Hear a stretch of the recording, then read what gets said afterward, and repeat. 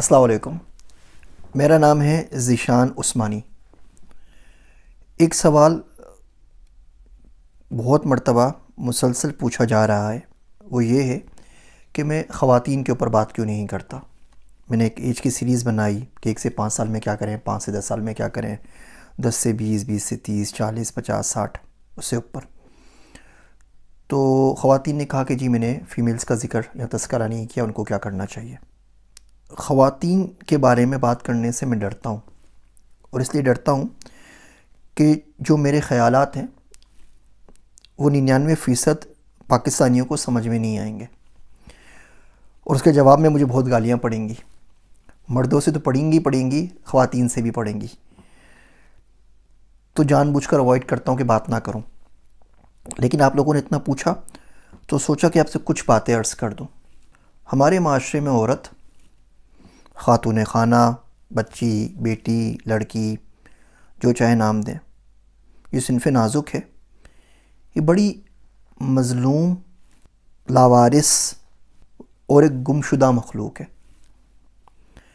और हम सब मर्द हजरात को कोशिश करनी चाहिए कि इनको ढूंढें, इन्हें खोज के लेकर आएँ, इन्हें निखारें, इन्हें क़ुव्वत दें, सपोर्ट करें, इनका साथ दें कि ज़िंदगी में अपनी शनाख्त बना सकें।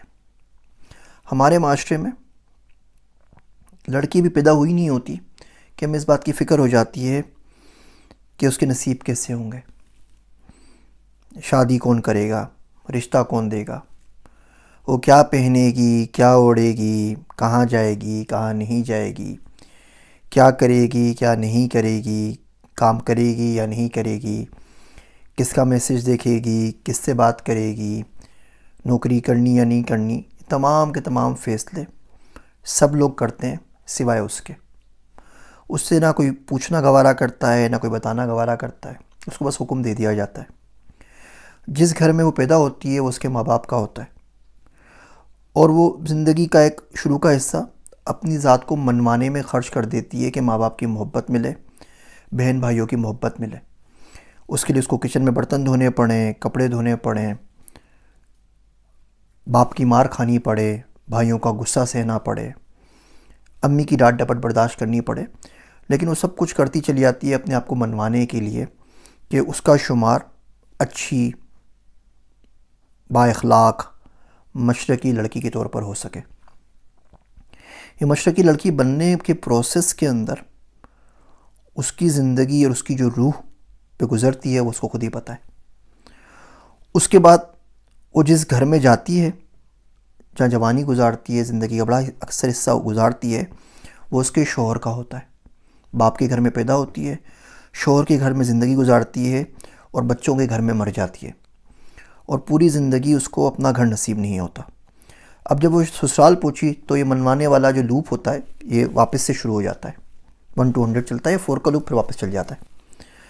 अब वो अपने आप को मनवाती है शौहर की नज़र में, देवर की नज़र में, जेठ की नज़र में, नंद और भावज की नज़र में, सास ससुर की नज़र में, ख़ानदान में, ससुराल में। माशाल्लाह बड़े बड़े ख़ानदान होते हैं। अब उसको 20 साल लग जाते हैं इसमें। बच्चा ना हो तो वो कसूरवार, बच्चा हो जाए और बदतमीज़ निकले तो वो कसूरवार। बच्चे में जो तमाम अच्छी आदतें होती हैं वो बाप पर जाती हैं, और बच्चे में जो तमाम बुरी आदतें होती हैं वो माँ से सीखता है। और सारे ताने शिकवे, मेहनतें बर्दाश्त करते करते वो बूढ़ी होकर पहुँच जाती है अपने बेटों के घर में। अब भी उसको चैन नसीब नहीं है। अब उसको मनवाना होता है अपने आप को बेटों की नज़र में, पोते पोतियों की नज़र में, नवासे नवासियों की नज़र में, बहू की नज़र में, और बाकी लोगों और माशरे की नज़र में कि बुढ़ापे में आकर वो बोझ नहीं बन गई है, बल्कि वो किसी न किसी हद तक कहीं ना कहीं फैमिली का साथ दे रही है। उसको जो बहू मिलती है वो भी इसी माशरे से आई हुई होती है, वो भी किसी चक्की में पिसी हुई आई हुई होती है। ये औरतें मुसलसल किसी न किसी चक्की में पीस रही होती हैं हमारे माशरे के अंदर। फिर जब हम इनसे बात करते हैं तो बोलते हैं इन्हें गुस्सा हमेशा रहता है, इन्हें हर वक्त लड़ाई सूझती है, ये सीधे मुँह बात नहीं करती। इसमें कसूर बहुत हद तक हमारा है।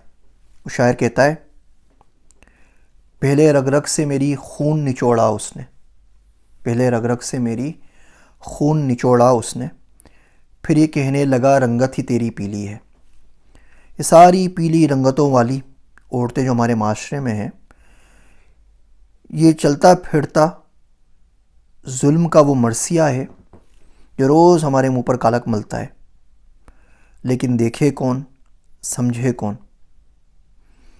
औरत को ज़िंदा रहने का हक़ दीजिए। उसकी अपनी ज़िंदगी है, उसकी अपनी शनाख्त है, उसको बरकरार रखें। बेचारी बच्चियां वो क्या करें। मैं काउंसलिंग करता हूँ, एक बंदे से बात हुई तो उन्होंने कहा कि जी मेरी बीवी को पीएचडी की स्कॉलरशिप मिल गई है बाहर के किसी मुल्क में, लेकिन मैं नहीं भेज सकता क्योंकि अगर वो चली गई तो घर में खाना कौन पकाएगा। अब उसकी पीएचडी स्कॉलरशिप एक तरफ और घर का खाना एक तरफ। मैं कहा जी ठीक है, आप भेज दें, आप साथ चले आएँ, अम्मी अब्बू के लिए कोई मासी रख लीजिए, कोई मेड रख लीजिए। उसके कैरियर से क्यों खेल रहे हैं। हम उसके कैरियर को दाव पे लगा देते हैं, घर के अंदर बच्चे पालने में, तमाम चीज़ों के अंदर, और बाद में ताना भी उसी को देते हैं कि जी आप करती क्या हैं, कमा के तो मैं लेकर आता हूँ, आपने क्या किया है। आपके तन पे कपड़ा है, आपके पेट में खाना है, आप शुक्र ही अदा नहीं करती। अल्लाह का शुक्र अदा करें। बाकी दुनिया को नहीं देखती लोग कैसे भूखे मर रहे हैं, बाकी लोगों को नहीं देखते, और हमेशा उसको शुक्र और सब्र की तलकीन करते रहते हैं और ख़ुद नहीं करते। मर्द हजरात सिगरेट पीते हैं, गुटखा खाते हैं, बीड़ी पीते हैं, इतनी शदीद बदबू आती है, उनकी पर्सनल हाइजीन का इतना बुरा हाल होता है कि दोस्त भी साथ नहीं बैठते, बीवी को उन्हें भी भुगतना पड़ता है, वो बेचारी कुछ कह भी नहीं सकती। कितनी हमारे माशरे में औरतें हैं जो अपने खाविंद से बोल सकें कि जी सिगरेट, यहाँ सिगरेट पिएँ या घर पे ना आए, अगले दिन घर से बाहर होंगी। तो ये बात भी अच्छी नहीं होती। अब ख़वातीन इसमें करें क्या। बेसिकली तो मज़लूम होती है ना, वो जुल्म की चक्की में पिस के वो परेशान हो जाती हैं। वो इतनी चिड़चिड़ी और इतनी टेंस रहती हैं, डिप्रेशन का शिकार हो जाती हैं कि उनको सीधी चीज़ भी नज़र नहीं आती। तो इस चक्कर से निकलें कैसे। हमारे मुल्क में आज तक ख़ानदान में 15-15, 20-20, 30-30 लोग एक घर में रह रहे होते हैं। जो खातून खाना सुबह उठती हैं वो रात तक 18 घंटे काम करती हैं, 1 रुपये की तनख्वाह नहीं मिलती। खाने में नमक भी अगर तेज़ कम हो जाए तो उस पर भी गालियाँ पड़ती हैं, और सिर्फ प्यार के 2 बोल के लिए वो तकती और इंतज़ार करती रह जाती हैं। इन सब का एक दिन जवाब देना पड़ेगा। तो बड़ा मसला है हमारे माशरे में औरत बनना। जो औरतें बाहर चली गई हैं, पढ़ रही हैं, काम कर रही हैं, अपना मैं उनकी बात नहीं कर रहा, मैं मासिस की बात कर रहा हूँ जो जनरली इसके अंदर पिसी जाती हैं। एक्सेप्शंस हर जगह मौजूद होती हैं। अब ये औरतें करें क्या इस माहौल से निकलने के लिए, जुल्म के इस शिकंजे से निकलने के लिए। 3 काम करें। पहला काम तो ये करें कि अल्लाह से ताल्लुक़ जोड़ें, नमाज ना छोड़ें। हमारी बच्चियां यूनिवर्सिटी पढ़ लेती हैं, मदारिस से ग्रेजुएट हो जाती हैं और इस्लाम के बेसिक मसाइल उनको नहीं पता होते, अकीदे का पता नहीं होता, पाकी नापाकी के मसाइल पता नहीं होते। ये उनकी बड़ी कोताही है। नमाज़ पढ़ें, नमाज नहीं छूटनी चाहिए। होता ये कि सब कुछ छूट जाता है, ड्रामा की सीरीज़ नहीं छूटती। कोई किस्त आनी है किसी आपके ड्रामे की, वो नहीं छूटती। बच्चों का होमवर्क आगे पीछे हो जाएगा, शोर का खाना आगे पीछे हो जाएगा, ड्रामे की किस्त नहीं छूटती। जितनी इंपॉर्टेंस ड्रामों को देती ना, उतनी नमाज को दे देना अगर, तो भी काफ़ी है। तो अल्लाह से ताल्लुक़ कायम करें, ज़िक्र करें। दुनिया जैसी गुज़र रही है, छोटी सी है, जो अब्दी ज़िंदगी है वो बेहतर हो जाए। और यकीन जानिए कि अल्लाह अपने दोस्तों को तन्हा नहीं छोड़ता। अल्लाह से ताल्लुक़ अच्छा हो गया, आप देखेंगे कि ज़िंदगी किस तरीके से आप पर आसान हो जाती है। अल्लाह कभी अपने दोस्तों को दुश्मनों के हवाले नहीं करता। सबसे आसान तरीका ये। नमाज पे लगें, तहज्जुद पे लगें, ज़िक्र पे लगें। दूसरा काम ये करें, फाइनेंशियल लिटरेसी हासिल करें। अगर आपका बैंक अकाउंट नहीं है, आज ही जाके खुलवा लीजिए। मैं ये नहीं कहता उसमें लाख डालें, 10 लाख डालें या करोड़ डालें, 1 रुपया रखें उसमें, अकाउंट आपका होना चाहिए। आप खातून हैं, आपका बैंक अकाउंट लाजमी होना चाहिए। आज ही जाके खुलवा लीजिए। जो भी आपको पॉकेट मनी मिलती है, जो भी पैसे मिलते हैं, वहाँ जमा करती रहा करें। जेवर का क्या करेंगी, पूरी ज़िंदगी मताए जान समझ के जेवर को सीने से लगा के रखते हैं। कल कल बच्चों बच्चियों की शादी होती है, उनके नाम पे चढ़ जाता है। पूरी ज़िंदगी बस ये कमाया, उसके लिए आपने दीन छोड़ दिया, नमाज़ें छोड़ दी, दुनिया छोड़ दी, फ़ायदा क्या हुआ। अकाउंट खोल लें बैंक में, उसमें हल्के हल्के हल्के पैसे जमा करते रहें, अच्छे बुरे वक्त में काम आएंगे। पहला काम, दीन से ताल्लुक़ जोड़ें। दूसरा काम, फाइनेंशियल लिटरेसी के ऊपर अमल करें, जो बेसिक डॉक्यूमेंट से पूरे करें।